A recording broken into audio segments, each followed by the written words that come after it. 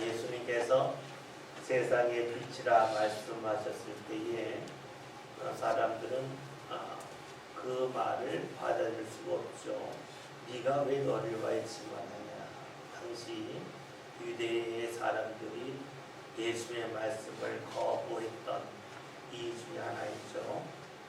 예수 말씀은 너희는 육체를 따라 판단하지만 나는 육체를 따라 판단하지 않는다. 즉 눈에 보이는 것에 따라서 또 배경에 따라서 너희는 판단하지만 예수는 그렇게 하지 아니하신다 말씀하셨죠. 그러면 16절에 말씀하십니다. 만일 내가 판단하는데 판단은 참되다라고 말씀하십니다. 어떤 건 독선적이죠.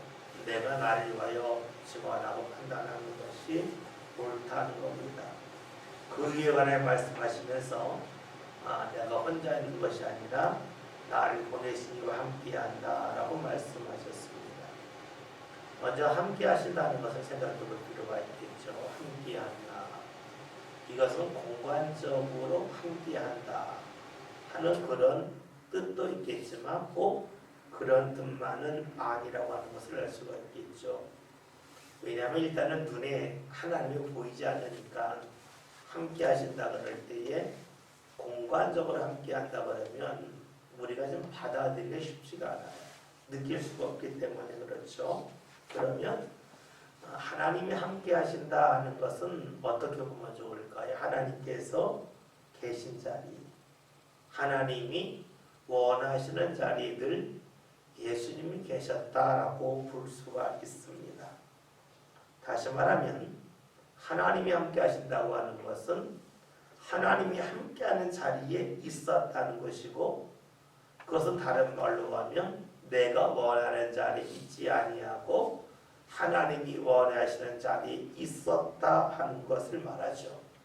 그러니까 하나님이 함께한다고 하는 것은 내가 원하는 자리가 아니라 하나님이 원하신 자리에 있다 하는 것이고, 이것을 관계적으로 본다면 하나님이 내 삶의 주인이 되셔서 하나님이 가라고 하는 곳에 하나님이 원하시는 자리에 자신이 있었다는 것을 알 수가 있습니다. 그러면 하나님이 함께 하신다고 하는 것은 결국은 내 주장을, 내 뜻을 내려놓고 하나님의 뜻에 맞춰 나갔다라고 말할 수가 있겠죠. 이렇게 본다면 예수님께서 자신은 혼자 있지 아니하고 하나님과 함께 하신다라고 하는 것은 예수님이 철저하게 하나님의 뜻에 따라 움직였다고 하는 표현으로 볼 수가 있습니다. 이런 말씀을 듣다 보면 이제 성경에 대해서 조금 공격적인 성향이 있으신 분들이 이런 질문을 할 수가 있어요. 하나님이 어디든지 계시지 않냐? 하나님이 어디든지 계신데 그러면 하나님이 원하신 자리가 이 세상 전체가 아니겠냐? 그렇다면 어디든지 간에 하나님이 함께 하시는 것이지 라고 말할 수도 있습니다. 우리가 이제 이런 얘기할 때가 있잖아요. 교회를 다닐 때에 하나님 어디든지 계셔. 그러니까 놀러 갈 때에 꼭 주일날 교회 가야 되냐. 교회도 하나님이 계시듯이 우리 등산 가는데 산에도 하나님 계신데 이렇게 신앙이 편협적이냐 좁냐. 하나님 넓게 믿어라. 하나님 어디든지 계신데 꼭 주일날 교회 가야 되냐. 밖에 나가서 그냥 즐기다가 하나님께 예배만 되지. 이런 주장을 펼치는 사람도 있습니다. 그들의 말을 좀 냉정해 본다면 하나님은 어디든지 계시니까 어디 가서 예배로 상관이 없다. 주일 안 지켜도 된다. 이렇게 볼 수가 있겠죠. 물론 그 말이 전적으로 틀린 건 아닌데요. 우리가 생각할 것이 있어요. 만약 여러분들이 설악산에 가봤다고 생각해 봅시다. 설악산에 가면 주로 어디 가나요? 매설악에 가서 권금성을 볼 수도 있고 비선대를 볼 수가 있겠고 울산바위 볼 수도 있겠죠. 남설으로 간다면 오색약수를 갈 거고 내설악을 간다면 그 안에 백담사 갯벌 걸어갈 수가 있을 거예요. 근데 여러분이 설악산에 갔을 때에 그냥 아무렇고 그 유명한 우리가 좀 특이한 그런 광경, 절경을 볼 수 없는 데 가서 아, 나 산에 왔다, 설악산에 다녀갔다 라고 이야기하지 않죠. 가령 우리가 비산대를 갔다 하면 또 그 사진을 찍는다 그러면 비산대가 잘 나오는 그 사진 찍는 포인트가 있죠. 다른 말로 하면 전망대가 있을 수 있겠고 딱 잘 보이는 데가 있어요. 거길 간단 말이에요. 거길 안 가도 설악산을 간 거지만 우리가 설악산을 갔다 하면 그 자리까지 가요. 거기는 딱 본단 말이죠.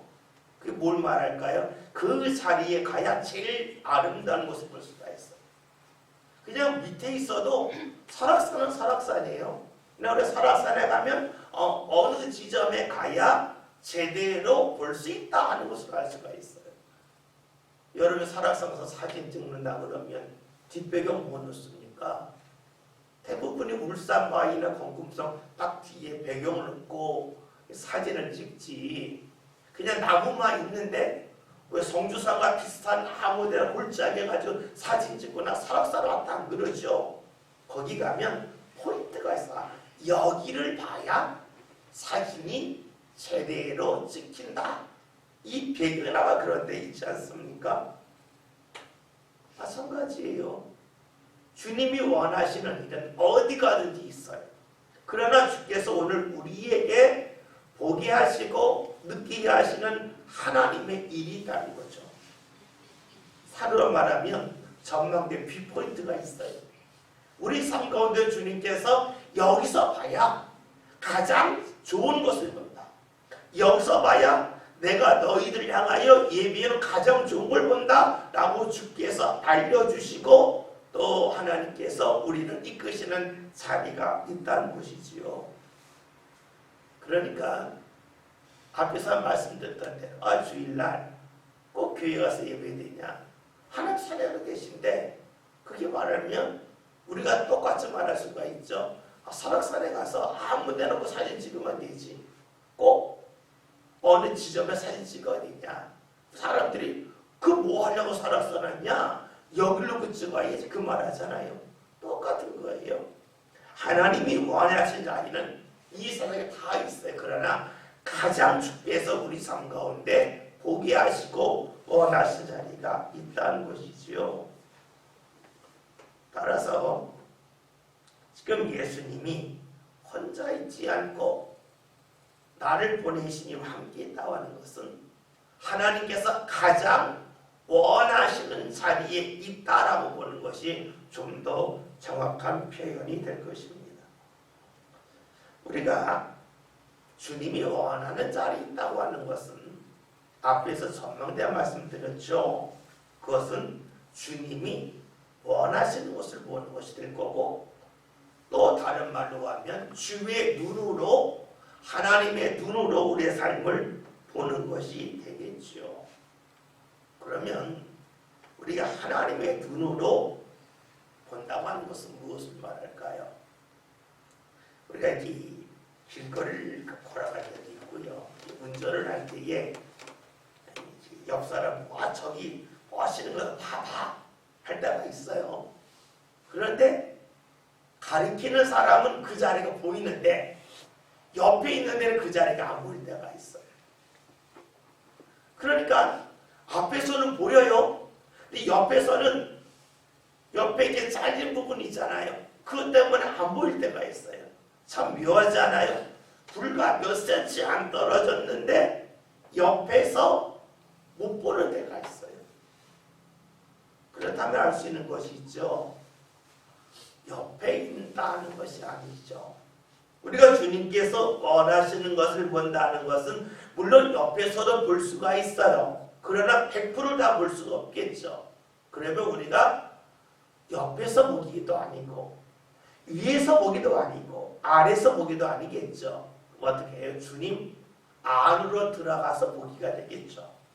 그러니까 주께서 원하시는 걸 본다고 하는 것은 주님 옆에서 보는 것도 아니고 주님 밑에서 보는 것도 아니고 주님 위에서 보는 것도 아니라 주님 안에서 봐요. 즉 주님의 눈으로 들어가야 된다는 것이 된 거예요.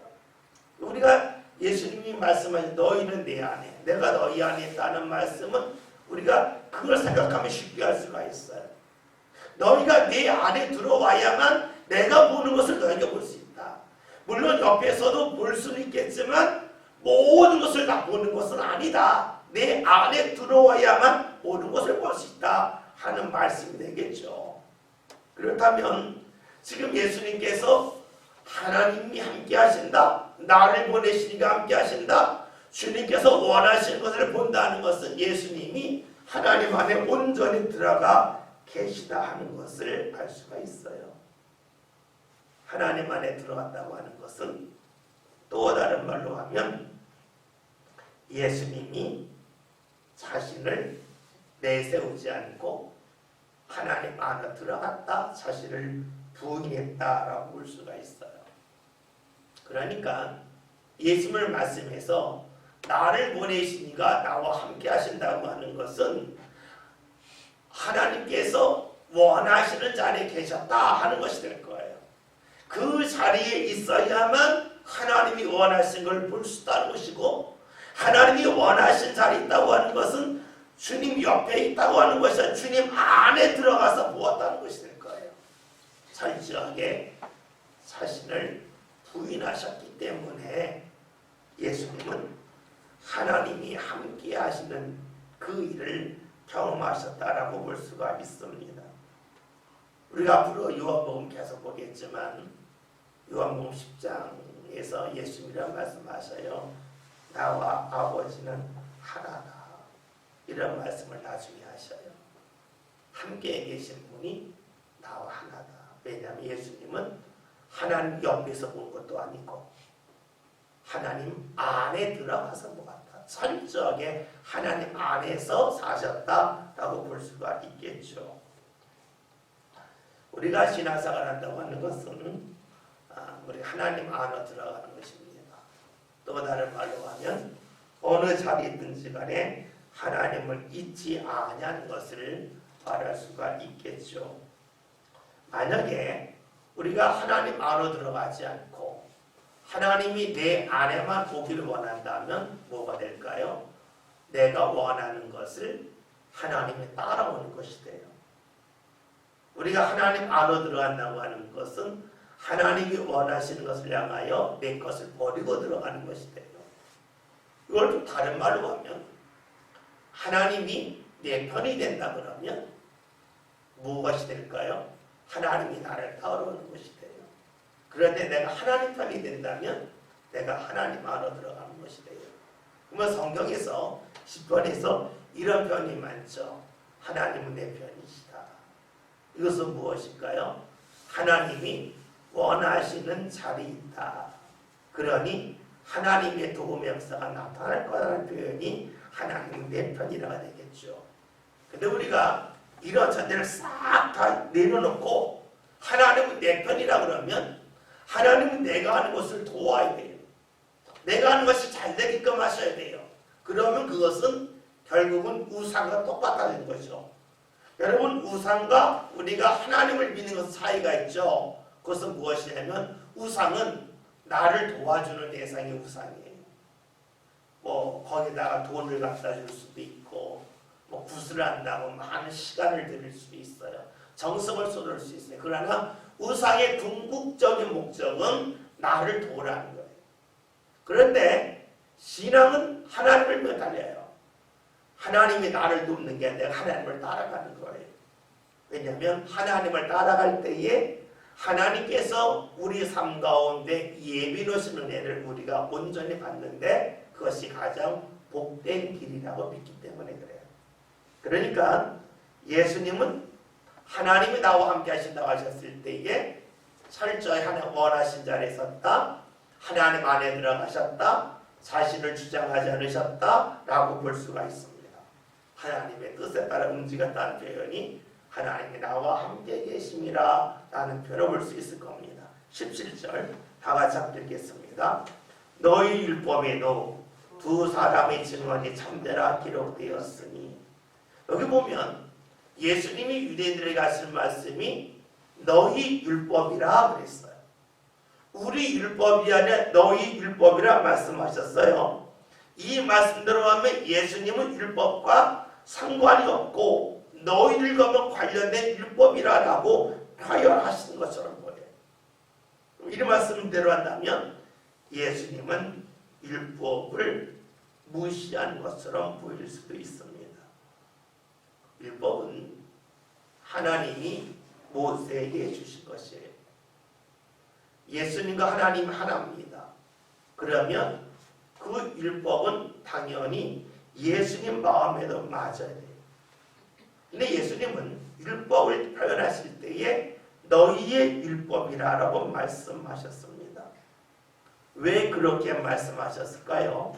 그것은 당시 유대인들이 율법을 하나님이 주신 말씀을 하나님의 말씀대로 받아들이지 않고 자기 마음대로 멋대로 해석하고 자기 멋대로 그 뜻을 주장하는 일이 있었기 때문입니다. 여러 번 앞에서 보았었는데요. 요한복음에 6월절이 3번 나온다 그랬죠. 2장, 6장, 13장에 나온다 그랬어요. 그래서 예수님이 이 세상에 3년 동안 활동하셨다. 6월절을 3번 보내셨기 때문에. 그리고 누가복음 3장에서 예수님이 하나님 일을 하실 때가 30세쯤 되었다 해서 2개 값해져서 30세에 하나님 일을 하셨고 3년 동안 하셨다라는 말씀을 여러 번 드렸죠. 그런데 요한복음에서 6월절에 관하여 나올 때마다 반복적으로 나오는 표현이 있죠. 유대인의 6월절이었더라. 원래 출애굽기에는 뭐라고 나와요? 여호와의 6월절이에요. 즉 하나님께서 이스라엘에게 구원을 주신 하나님이 주관하시는 6월절이었는데 이제 예수 시대에는 6월절을 지키긴 지키는데 하나님은 쏙 빼먹고 자신들이 즐기는 그런 축제일이 되었다는 거죠. 하나님이 사라진 거예요. 우리 말에 이런 말이 있잖아요. 제사는 관심이 없고 제밥에만 관심이 있다는 말이 있죠. 제사를 하는데 그냥 먹는 데만 관심을 가져요. 마찬가지로 당시 유대인들도 하나님의 6월절인데 하나님은 쏙 빼먹고 자신의 6월절이 되었어요. 자신 마음대로 무언가 판단하고 해석했다는 것이죠. 그러니까 지금 예수님이 너희의 율법이라고 말씀하신 것은 율법이 예수님과 상관이 없다는 뜻이 아니라 지금 너희가 생각하는 율법은 하나님의 율법이 아니라 너희의 율법이다. 다시 말하면 여호와의 6월절이 유대인의 6월절이 되었던 것처럼 하나님의 율법이 너희의 율법이 되었다라고 하는 그 마음이 있으시죠. 너희가 말씀을 네 마음대로 해석한다. 그러니까 주께서 6월절에 관해 말씀하실 때에 너희의 율법에 관해 말씀 너희의 율법이라고 표현하고 계시죠. 율법에서는요 사람을 정죄하거나 죽일 때에는요 2-3 사람의 증인이 필요하다라고 말씀해주고 있어요. 여러분 이 2-3 사람의 증인이 있어야 된다는 것은요 한 사람이 모함을 해서 누군가를 죽음에 이르게 하면 안 된다는 것이에요. 이 2-3 사람의 증인이 필요하다는 것은 사람을 죽이기 위함이 아니라 사람이 억울함에 빠지는 것을 방지하기 위해서 2-3 사람이 필요하다라는 주의 마음이 담겨져 있죠. 그런데 사람들이 이런 주의 마음을 곡해합니다. 그래서 어떡하냐면 누군가를 죽이기 위해서 2-3 사람의 거짓 증인들을 막 세워요.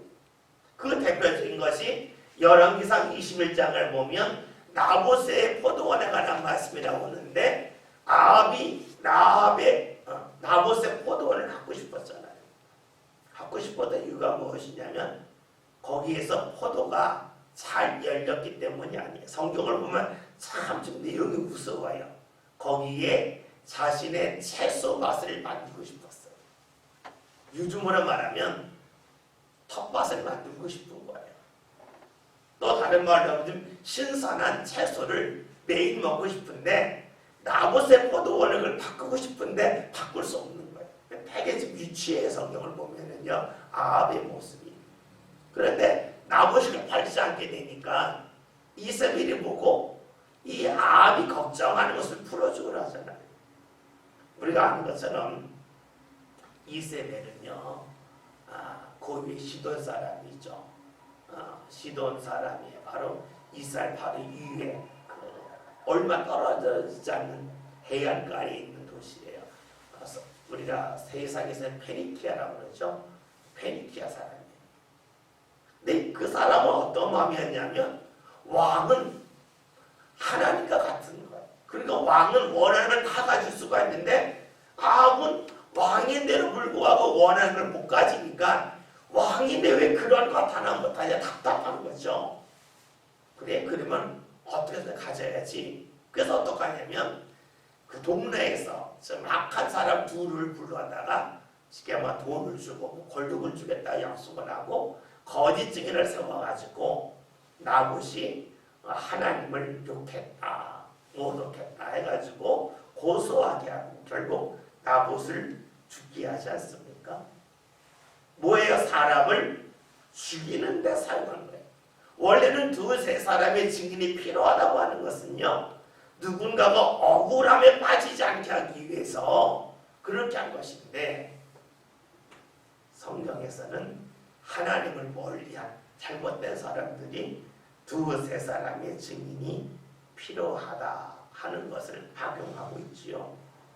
지금 바리새인들도 그런 일을 하고 있어요. 그래서 예수님에게 네 증언이 맞지 않다. 왜 혼자 증언하냐? 라고 이야기하고 있는 것이죠. 예수님은 지금 당시의 유대인들이 말씀을 보고 있지만 하나님을 몰라요. 말씀을 지킨다고 그러지만 말씀 속에 사람이 무엇을 원하시는지 몰라요. 그러니까 율법에 관하여 말씀하실 때에 너희의 율법이라고 말씀하고 계시죠. 하나님을 모르는 가운데 말씀을 읽고 있다는 것이에요. 예수의 말씀을 우리가 일반해 볼 필요가 있겠죠. 이것은 무엇을 말하냐면 얼마나 많은 율법을 알고 있느냐 이것보다 율법을 어떻게 알고 있느냐가 더 중요하다라고 볼 수가 있어요. 얼마나는 양이 될 거예요. 어떻게는 질과 방법이 되겠죠. 당시 유대인 지도자는 우리가 말씀을 많이 알고 있다. 많은 이 수적인데 관심이 많았죠. 지식적으로만 알려고 했죠. 말씀을 모두에 가두었어요. 삶과 연결시키지 못하였습니다. 여러분, 말씀이 머리에만 있으면 그것은요 신앙이라고 보기 어려워요. 말씀이 삶으로 내려와야 되겠죠. 그럴 때에 말씀을 지키게 되고 그를 통하여 하나님과 함께 하셨구나, 하나님이 지키시는구나 하는 것을 몸소 경험할 수가 있겠죠. 우리가 앞으로 8장에 보겠지만 그 유명한 말씀 있죠. 너희가 진리를 알지니 진리가 너희를 자유케 하리라. 뭐예요? 말씀을 경험하고 나면 말씀이 너희에게 자유를 줄 거다라고 하는 주의 말씀인데, 어쨌든 지금 예수님은 유대인들에게 너희의 율법이다 라고 표현하는 이 말씀을 우리가 앞에서 보았던 것처럼 유월절이 여호와의 유월절이 아니다. 유대인의 유월절, 이거와 연관시킨다면 말씀이 보다 쉽게 들어올 겁니다. 18절의 말씀을 다 같이 함께 읽겠습니다. 내가 나를 위하여 증언하는 자가 되고 나를 보내신 아버지도 나를 위하여 증언하시느니라. 아멘. 예수님은 어떤 사람이 예수님을 증언한다라고 말씀하지 아니하시고 하나님이 예수님을 위하여 증언한다라고 말씀하십니다. 왜 하나님만이 예수님을 증언할까요? 이거는 이렇게 보면 쉬울 것 같아요. 증언하려면 알아야 증언을 하죠. 제대로 알아야 증언을 하죠. 다시 말하면 당시에 예수님에 대하여 제대로 아는 사람이 없는 거예요. 제대로 아는 사람이 없으니까 예수님을 증언할 사람이 없어요. 물론 우리가 요한복음 1장을 보면 세례 요한이 예수를 향하여 세상의 죄를 지고 가는 하나님의 어린 양이라 했어요. 요한은 예수님을 알아봤어요. 그러나 요한은 이미 세상에 없어요. 그러니까 지금 사람들 중에서 예수님을 제대로 아는 사람이 없기 때문에 예수님의 하시는 일과 예수님이 전하시는 말씀과 그 의도를 전혀 몰라요. 그러니까 예수님에 대하여 증언할 사람이 없다라는 것을 예수님이 표현한 것입니다. 만약에 누군가 예수님을 증언한다 할지라도 예수님을 모르는 가운데 증언하면 그 증언은 참되지 못하겠죠. 그래서 성경을 보면 이 유사한 말씀이 많이 나오는데 그 대표적인 것이 그것 아니겠어? 예수님께서 말씀을 전하실 때 어린아이들이 왔어요.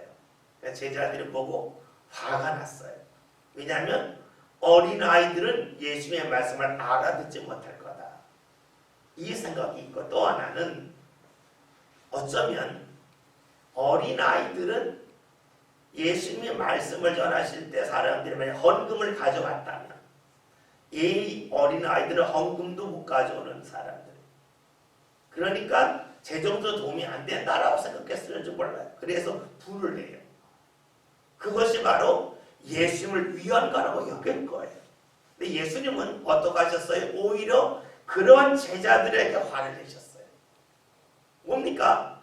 사람들이 볼 때 제자들이 예수님과 늘 함께 다녔으니까 제자들이 예수님을 가장 잘 알 거라고 생각을 했는데 성경을 보면 오히려 제자들이 예수를 잘 몰랐어요. 올해 한번 말씀드렸던 것 같은데 설교 시간에 예수님이 배를 타고 가다가 야 너희들은 바리새인의 누룩을 주의하라 말씀하셨을 때에 제자들이 뭐라고 말해요? 우리에게 떡이 없으면 어떻게 하셨을까 하는 거죠. 바리새인이라는 말을 썩 잊어먹고 누룩이란 말만 들은 거예요. 왜냐하면 이들의 관심을 먹는데 관심이 있었기 때문에 바리새인의 누룩에서 바리새인을 싹 잊어먹고 누룩만 기억하죠. 자신이 원하는 것만 듣는 거예요. 무엇을 말합니까? 예수님 주위에 있던 제자들도 예수를 잘 몰라요. 그러니 제자들조차도 예수님을 제대로 증언할 수가 없습니다. 왜 그럴까요? 욕심 때문이죠. 예수를 따르면서 자신에게 무언가 원하는 그 욕심이 있어요. 그 욕심에 가려져 있기 때문에 예수님을 제대로 볼 수가 없어요. 제대로 만날 수가 없어요. 욕심을 다른 말로 하면 탐심이죠. 우리가 골로새서 말씀을 봤더니 탐심이 곧 우상숭배라는 말씀하고 있어요. 가장 큰 죄가 되겠죠. 우리 여기서 물어볼 것이 있어요. 우리가 예수님을 제대로 모르니 예수님에 대하여 증언할 수가 없다. 우리는 어떻게 예수를 증언할 수가 있을까? 그래서 사도행전에 말씀하고 있잖아요. 1장 8절 성령이 너에게 임하시면 너에게 권능을 받고 예루살렘과 온 유다와 사마리아 땅끝까지 내 증인이 된다. 언제 누가 예수를 증언합니까? 성령을 받아야만, 성령이 임해야만 예수를 증언해요. 다른 말로 하면 성령이 임해야만 예수님을 제대로 볼 수가 있다는 것이에요. 예수님을 하나님이 증언한다라고 예수님 말씀하셨는데요. 이것을 다른 말로 하면 예수님을 왜 하나님이 증언하셨을까요? 이는 예수님께서 하나님의 뜻에서 벗어나지 않았기 때문입니다. 오늘 말씀에서 예수 말씀 있죠? 나를 보내신 아버지도 라고 표현합니다. 하나님이 예수님을 보내셨어요. 그런 예수님이 하나님의 뜻에 계속해서 따랐어요. 하나님과 계속해서 바르게 연결되어 있었어요. 그러니까 하나님이 예수님을 통하여 예수님을 위하여 계속해서 증언하셨다는 것입니다. 하나님의 뜻에 따랐다고 하는 것은 다른 말로 하면 하나님과 관계를 계속해서 바르게 맺었다는 거예요. 그러니까 예수님 하시는 말씀을 통해서 예수님이 하시는 일을 통해서 하나님의 계속해서 증언, 무언가 역사하신다는 거예요. 보여주신다는 거예요. 여러분 혹시 그 집에 텔레비전 있죠? 텔레비전 뒤에 보면 대부분 그 안테나 이렇게 꼽게 돼 있잖아요. 그렇죠? 안테나 선이 있잖아요. 안테나 선이 제대로 꼽혀져 있으면 화면이 깨끗하게 나오죠. 근데 안테나 선이 제대로 꼽혀 있지 않고 막 흔들리면 화면이 잘 나오다가 뿌옇게 나면 시시끌거리잖아요. 안테나 선이 바르게 딱 꼽혀져 있으면 화면이 제대로 나와요. 즉 하나님과 예수님의 관계가 딱 안테나가 텔레비전에 정확히 꼽듯이 관계가 잘 맺어졌을 때에 하나님이 하시는 일이 예수님을 통하여 명백하게 보여지게 되고 하나님이 주시는 말씀이 예수의 입을 통하여 명백하게 나온다는 거예요. 안테나가 연결이 잘못되어 있으면 화면도 잘 안 나오고 소리도 잘 안 나오잖아요. 그러니까 지금 하나님이 예수님을 증언한다고 하는 것은 예수님과 하나님의 관계가 계속해서 바르게 맺혀져 있었기 때문에 하나님의 일이 하나님의 말씀이 예수를 통하여 정확하게 명백하게 드러난다 하는 것을 예수님은 하나님이 나를 위하여 증언하신다 하고 말씀하고 계시지요. 우리가 예수님이 말씀하신 내가 나를 위하여 증언한다 이렇게 말씀하셨잖아요. 좀 뻔뻔해 보이잖아요. 자신이 자신을 위하여 증언한다. 좀 우리가 이해하기 어려워요. 그런데 우리가 여기서 알 수 있는 것은 예수님이 하신 일 자체가 자신의 일이 아니라 하나님의 일이었다는 것이에요. 즉 예수님은 자신의 일을 통해서 하나님의 일을 드러내셨다는 거죠. 만약에 예수님께서 하나님이 원하시는 일을 거절하거나 몰려하였다면 어떻게 될까요? 하나님의 일을 피하는 것이 되겠죠. 그러니까 예수님이 자신을 자신이 증언한다고 하는 것은 자신이 자신의 뜻대로 움직이지 않고 하나님이 원하신 대로 움직였더니 말씀을 전하였더니 하나님이 책임져 주신 것을 본인이 직접 느꼈다는 거예요. 자신의 일을 할 때가 아니라 철저하게 하나님의 일을 할 때였어요. 이 말씀 속에는 그러기 때문에 예수님이 하나님의 일을 피하지 않았다고 하는 것도 전제하고 있어요. 하나님이 원하시는 일이 늘 자신의 마음에 드는 건 아닙니다. 하나님 일을 하시는 것이 늘 자신의 자존심을 세우는 게 아니에요. 우리가 앞에서 말씀보았던 것처럼 예수님이 때로는 사람을 피해 가셔요. 피해 간다면 도망간다는 거예요, 한마디로. 그러면 도망간다고 하는 것은 수치스럽고 부끄러운 일이잖아요. 근데 예수님은 도망가거나 피해가는 일을 마다하지 않으셨어요. 왜냐하면 자신의 목숨이 위태로운 것이 겁나는 것이 아니에요. 예수님이 죽어도 하나님이 원하시는 때에 죽어야 돼요. 예수님이 돌아가신다 할지라도 하나님이 원하신 대로 돌아가셔야 돼요. 그때까지는 죽으면 안 돼요. 그러니까 죽을 수 있는 기회가 있어요. 빨리 죽을 수 있으면 안 주는 거예요. 그래서 하나님의 뜻에 따라 때로는 피해요. 도망가요.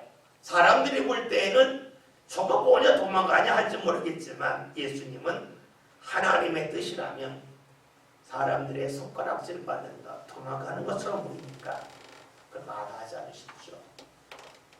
그러니까 그 예수님이 십자가의 부끄러움을 그냥 감당하시는 거예요. 왜냐하면 예수님 삶 자체가 하나님이 원하신다면 부끄러움 당하는 건 괜찮다는 거예요.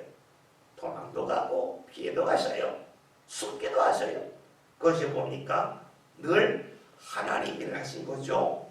그렇게 하나님 일을 할 때마다 사람들은 박수할 때도 있고 손가락질 할 때도 있지만 주님은 느끼가 하나님이 나와 함께 하시는구나.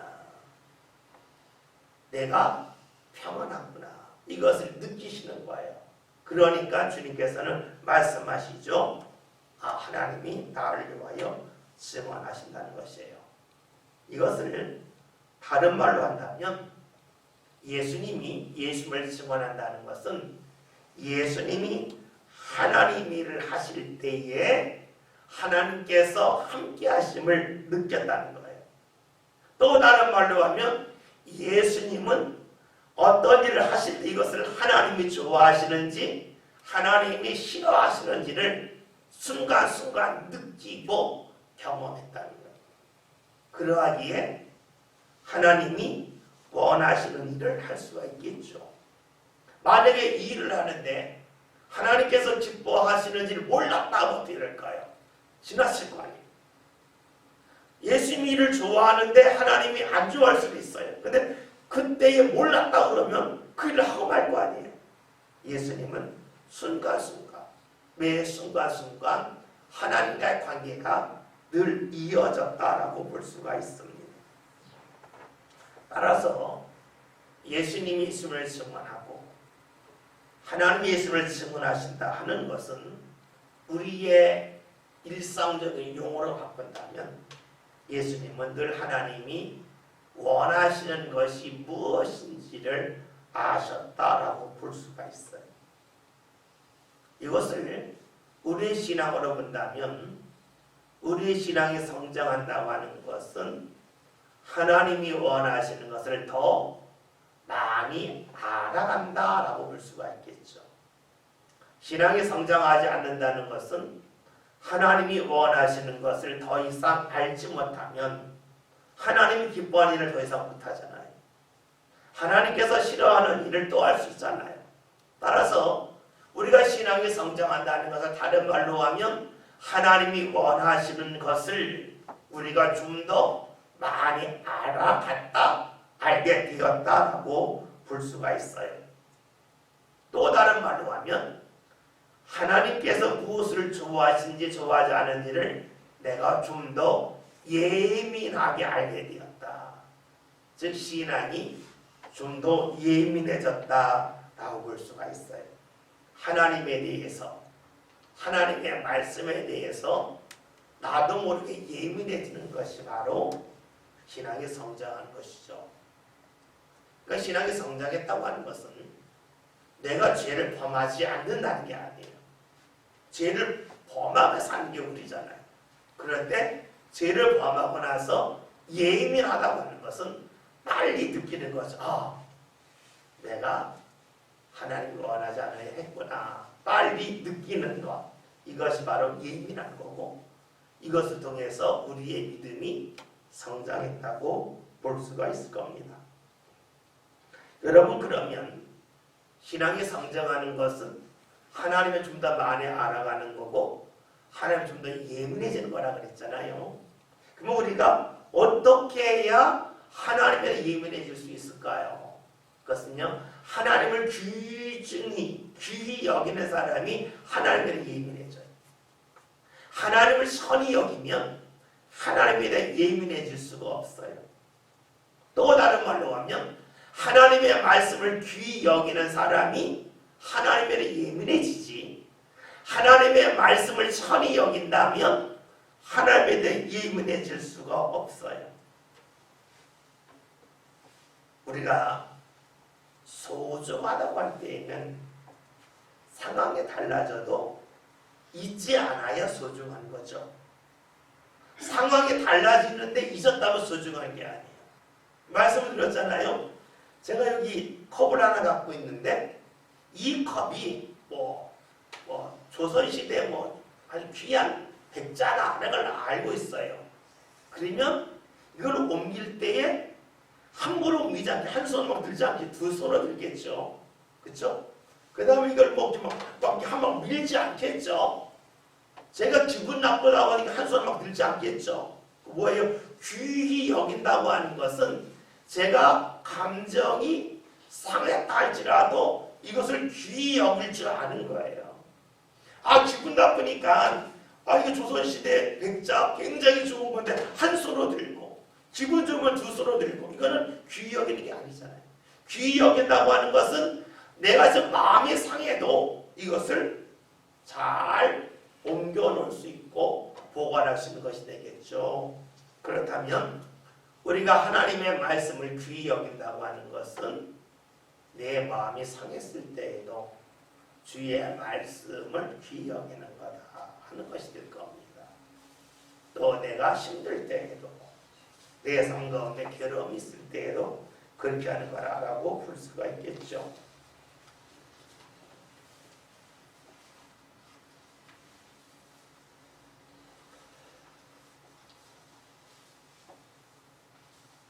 우리가 하나님의 말씀에 대하여 예민한 사람들이 있습니다. 하나님의 말씀에 예민한 사람은 어떤 사람이라고 그랬어요? 우리가 보통 때에 어느 때에도 하나님을 좋아하고 하나님이 싫어하는 것을 구별하는 거라고 했습니다. 예수님께서 이제 하나님이 증언하심을 아셨다라는 말씀이 앞에 있었죠. 그렇다면 만약에 예수님께서 하나님이라 하실 때에 하나님께서 함께 하심이 느껴지지 않았다면 어떻게 되었을까요? 그러면 예수님이 내게 풀렸겠죠. 하나님이 일을 하느라고 열심히 한다고 했는데 하나님이 네가 내 일을 했다고 하는 하나님의 어떤 반응을 예수님에게 주지 않았다면 얼마나 힘들었겠어요. 우리가 신앙생활 할 때에요. 열심히 하다가 맥이 풀릴 때가 있어요. 열심을 다 했는데 어느 날 맥이 싹 풀릴 때가 있어요. 왜 맥이 풀리나요? 그것은요. 하나님이 나에게 하나님이 했다고 반응을 하셨는데 그 반응을 내가 모를 때이죠. 다시 말하면 열심히 주의를 하셨는데 하나님이 기뻐하는 것이 내게 느껴지면 열심을 다했을 때 지치지가 않아요. 열심을 다했을 때에 그것이 좋아요. 때로는 사람들은 없고 나 혼자 열심히 일을 하고 해서 육체가 많이 힘들어요. 그러나 하나님이 함께 하신다고 하는 것을 느끼면 맥이 안 풀려요. 우리 여기서 알 수 있죠. 누가 열심히 해 넘어질까? 누가 신앙생활 열심히 해 맥이 풀릴까? 답은 간단해요. 주의를 하고 나서 주님이 함께 하심을 경험하지 못할 때에 그래요. 물론 주님께서 우리에게 함께 하신다고 할 때에 그걸 느끼게 하는 방법은 각각 다르겠죠. 각각 다를 거예요. 우리의 모습이 다 다르듯이 하나님이 우리에게 반응하는 방법은 수없이 많이 있습니다. 그런데 그 하나님이 우리와 함께 하신다고 하는 것을 느끼지 못할 때에 우리는 맥이 풀리고 말아요. 그러기에 우리에게 필요한 것이 무엇입니까? 그것은요. 하나님이 함께 하심을 느낄 수 있는 방법을 여러 가지를 기억하는 거예요. 여러분들에게 하나님이 함께 하실 때에 기도할 때에 함께 하심을 경험할 수도 있고요. 또 때로는 여러분이 하나님이 기뻐하는 일을 했을 때에 주위에 있는 사람들의 반응, 달라질 때가 있어요. 반응이 달라진다고 하는 것을 나에게 박수한다 뭐 이렇게 보는 게 아니라 이 사람이 보통 때에 이런 일을 하고 화를 내고 분노를 했는데 분노하지 않네. 보통 때랑 똑같았는데 왜 그럴까? 하나님이 그의 마음을 붙잡으셨구나. 그의 마음을 이끌어 주셨구나 하는 것이죠. 여러분들이 아마 자녀를 키우면서 자녀 때문에 속썩지 않은 사람은 아무도 없을 거예요. 그런데 자녀가 속을 썩일 때에 야단을 쳐서 말해서 듣는다 하면은 야단을 3박 4일 동안 치겠죠. 야단을 쳐도 안 들어요. 또 때로는 뭐 매를 들 수가 있어요. 매를 들어서 듣는다면 매일매일 들겠지만 매를 든다고 해서 듣는 게 아니에요. 먹을 걸 사줘서 듣는다? 그것도 아니에요. 정말 답이 없는 거죠. 그런데 무엇을 통하여 알아요? 내가 하나님의 일을 열심히 하고 하나님이 원하시는 일을 나름대로 했는데 나에게는 어떠한 변화도 느껴지지 않았는데 자녀가 달라질 수도 있겠죠. 그러니까 하나님이 나를 받으셨다고 하는 방법은 수없이 많아요. 그것은 내가 직접 느낄 수도 있겠고 나 혼자 있을 때 느낄 수도 있겠고 때로는 나와 함께하는 사람을 바라보면서 느낄 수가 있을 거예요. 이것은 목회자에게도 적용할 수가 있어요. 목회자 하나님이 원하시는 열심히 했어요. 그런데 기도할 때는 똑같고 찬송할 때는 똑같고 또 때로는 말씀을 듣는 나는 똑같아요. 뭐 하나님 안 받으셨나 하는 마음을 가질 만한데 오늘 봤더니 교인들이 예배 시간에 예배 집중도가 달라지는 거예요. 주는 사람이 주는 거예요. 그리고 예배 시간에 늦게 오다 일찍 와요. 뭐 말해서 듣는 건 아니잖아요. 그때 오늘 하나님이 나를 받으셨구나 하는 걸 느낄 수가 있겠죠. 반대로 볼 수가 있을 거예요. 하나님을 제대로 안 했나 봐요. 그래서 그런지 교인들이 예배에 자꾸 늦게 와요. 조는 삶이 자꾸 늘어나요. 그리고 교회에서 자꾸만 교인들끼리 충돌이 와요. 그건 뭘까요? 그것은 그 성도의 문제일 수는 있겠지만 목사의 문제일 수 있다는 거예요. 그러니까 좋은 방향에서도 다른 사람을 통해 하나님이 함께 하신다는 것을 증언하기도 하고 또 때로는 안 좋은 모습을 통해서는 증언하시겠죠. 그러면 우리가 신앙생활 할 때에 내가 하나님 앞에 열심을 다하고 했는데 하나님을 받으셨나? 나에게 증언하시는 것은 나를 통하여 또 때로는 나와 함께하는 가족들과 함께하는 성도들과 또 일터를 통해서도 알 수가 있고 느낄 수가 있겠죠. 문제는 그런 일이 나타날 때에 우리 것을 볼 수 있고 느낄 수 있는 것이 중요하겠죠. 만약에 보지 못하고 전혀 느끼지 못한다면 하나님이 나를 위하여 증언하시라고 하실 거예요. 예수님은 말씀하세요. 내가 나를 위해 증언한다. 그리고 아버지가 나를 위해 증언한다 말씀하셔요. 오늘 하나님께서는 오늘 우리들에게도 그와 같은 방법으로 역사하시겠죠. 단지 그가 알고 있느냐 모르고 있느냐 붙잡고 있느냐 흘려보내느냐 이 차이가 있을 겁니다. 신앙에 성장하는 것은 앞에다 말씀드렸습니다. 하나님을 좀 더 알아가는 거다. 그리고 하나님이 좀 더 예민해지는 거다.